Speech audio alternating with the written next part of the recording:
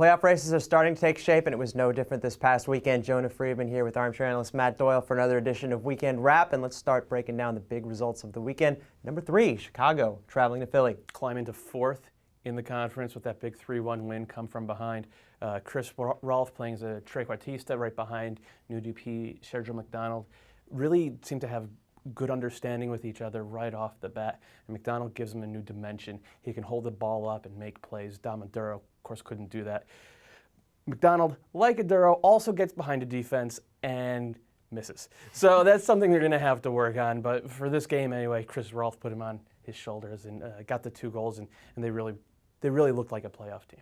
Number 2 on our list, RSL tried to end their road losing streak at Vancouver. And did they do it? They did not. This has been a good battle between these two teams who are really looking for position in the Western Conference. RSL have really been falling off the pace lately, and Vancouver have been trying to remake themselves on the fly. This is the turnaround fixture from a 2-1 result 2 weeks ago, and it was the same scoreline this time to the host. Camilo, the big star of this one, getting a goal and an assist. And Vancouver having some pretty shaky moments in the first half, RSL pushing, but really starting to take over in that second half through Camilo, as we said. Scary moment here, Jay DeMerit and goalkeeper Brad Knighton colliding at about the half-hour mark. That puts Jay DeMerit out with a concussion. But the good news for Vancouver is that they're looking a lot better since they've been remaking themselves, getting 3 points here, closing the gap on Real Salt Lake. Real Salt Lake really with some questions now. Their defenses look kind of shaky. Poor Chris Winger getting victimized kind of on both goals, and it's something they're going to have to look to correct pretty quickly. Number 1 game of the weekend, it's the grudge match between the San Jose Earthquakes and Seattle Sounders. This guy was here. What did you see?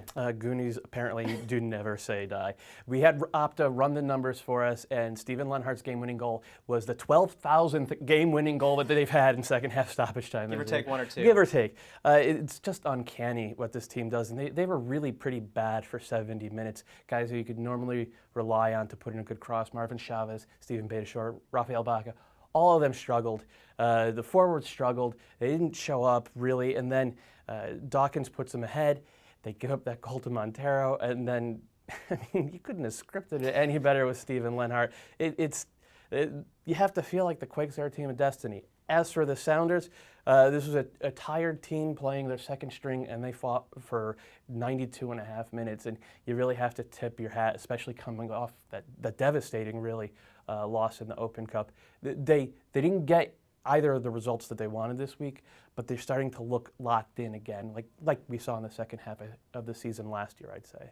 Let's take a look at our top performers of the weekend, and once again, it is all about the numbers. Juninho with a pair of goals, Chris Rolfe with a pair of goals, and Landon Donovan with 4 assists. It easily could have been, again, 12,000 assists or something like that.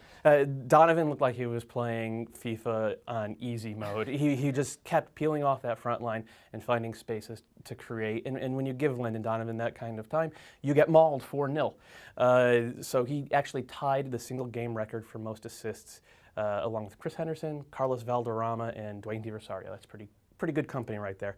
Juninho, the recipient of 2 of them, the first goal of the week nominee, just a classic Juninho bender into the top corner. The second one, he looked like a winger, getting to the back post and finishing one time.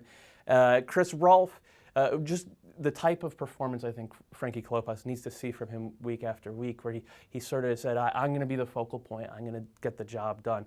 And he's going to get chances now with Sergio McDonald up there. We also have to mention Dan Kennedy. Rarely do you see a keeper play that well in just a 4-0 demolition. And Friday night, Dax McCarty. We saw the difference between New York with Dax McCarty and New York without Dax McCarty. They are roadkill without him. With him, they are arguably the best team in the East. Let's take a quick look at the standings in the Eastern Conference. Sporting Kansas City have now climbed to the top of the mountain yet again, and they are trailed by New York on 41 points. Houston now in 3rd with 40 points. Chicago and D.C. rounding out the playoff spots. Montreal not that far behind. They've got 33 points, but they played 4 more games than the team they're chasing, D.C. Out west, San Jose still on top of the mountain with 47 points. Their nearest pursuer, Real Salt Lake, a distant second with 42 points. Seattle and Vancouver still tied on 37. LA with 36 points in that last playoff spot. They've got 10 more than the 6th place team, FC Dallas. And Chivas also tied with FC Dallas, but they've also got 4 games in hand on LA. That'll do it for us. It is a busy week. There are midweek games. There's the U.S.-Mexico friendly, Canada playing a friendly against Trinidad. We'll check back with you at the end of the week.